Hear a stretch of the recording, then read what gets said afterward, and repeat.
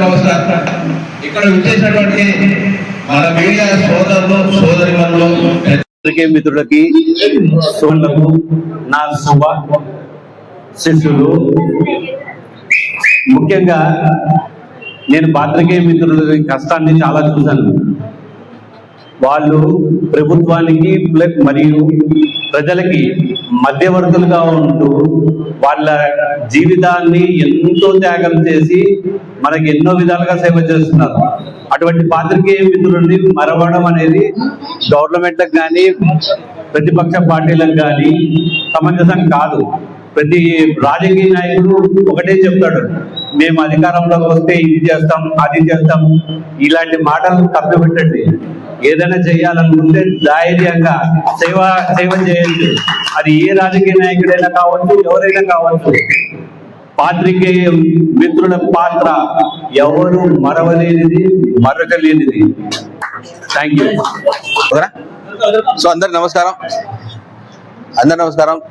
ఈరోజు మన పెద్దలైనటువంటి నంద్యాలవాసి ప్రముఖ వ్యాపారవేత్త, సామాజికవేత్త అయినటువంటి పెద్దలు గౌరవనీయులైనటువంటి గోళ్ళ రాజన్న గారి ఆధ్వర్యంలో ఈరోజు విలేకరుల కోసము చైతన్య జ్యోతి పథకం ద్వారా ఈరోజు 3వ విడత మన విలేకరు సోదరులు సోదరులందరికీ కూడా ప్రతి ఒక్కరికి 3,000 రూపాయలు ఆర్థిక సాయం అందించారు గోళ్ళ రాజన్న గారు.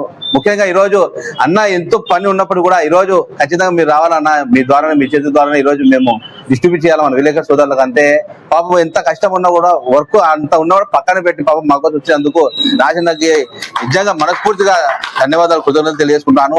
మన మీడియా సోదరుల కోసము ఎప్పుడు కూడా సాయం చేసేందుకు అన్న ముందుంటారు. ఇదే కాదు, ఇంకా భవిష్యత్తులో కూడా ఇంకా ఏదైనా సహాయ సహకారం కావాలంటే కూడా అన్న ముందుంటారు. నిన్న కూడా మన సోదరుడు సీనియర్ జర్నలిస్ట్ అయినటువంటి సీనన్న గారికి నేను ఆ విధంగా జరిగిందని అన్నకు విషయం చెప్పగానే అయ్యో పాపం ఏదో ఎట్లుంది బాగుందా ఇప్పుడు అని అడిగి రెస్పాండ్ అయినటువంటి వ్యక్తి రాజన్న గారు. వెంటనే 10,000 రూపాయలు నాకు పంపించేసి వాళ్ళకు ఫ్యామిలీకి ఇంకా ఏదైనా అవసరం ఉంటే నాకు ఫోన్ చేయి, నేను తప్పకుండా వాళ్ళకి సాయం చేద్దాము అన్న. ఇట్లాంటి టైంలోనే మనం ఆదుకోవాలనేటువంటి చెప్పినటువంటి మంచి వ్యక్తి నా దృష్టిలో అన్నగారే అనుకుంటాను నేను. కాబట్టి మనకు భవిష్యత్తులో ఇంకా ఇలాంటి సేవా సహాయ సహకారాలు మనకు ఇంకా చేస్తారు.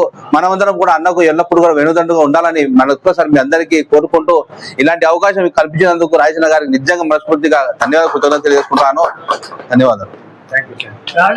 ఇతర దేశాలలో ఉన్నప్పటికీ కూడా నూరు భాషకు ఫోన్ చేసి మన విలేకరులు అందరూ బాగున్నారా, అందరూ క్షేమంగా ఉన్నారా, వాళ్ళు ఏమైనా ఇబ్బందులు ఉంటే జాగ్రత్తగా చూసుకోండి అని చెప్పారు. ఆ రోజు నేను స్వయంగా విన్నాను అన్నమాట.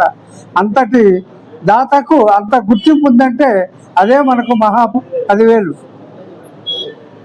ఆ సార్కు 100 ఆయురారోగ్య ఐశ్వర్యాలు నువ్వు ఇచ్చి 100 సంవత్సరాలు జీవించేలా దేవుడు ఆశీర్వదించాలని నన్నందరి తరఫున దేవుడిని కోరుతున్నాను. మన గోళ్ళ రాజేశ్వర గారు మరో దళపతి అని నా అభిప్రాయం. మద్రాసుకు విజయ్ దళపతి అయితే నంద్యాల దళపతిగా మనం చూడబోతున్నాము. ఇది నా అభిప్రాయం.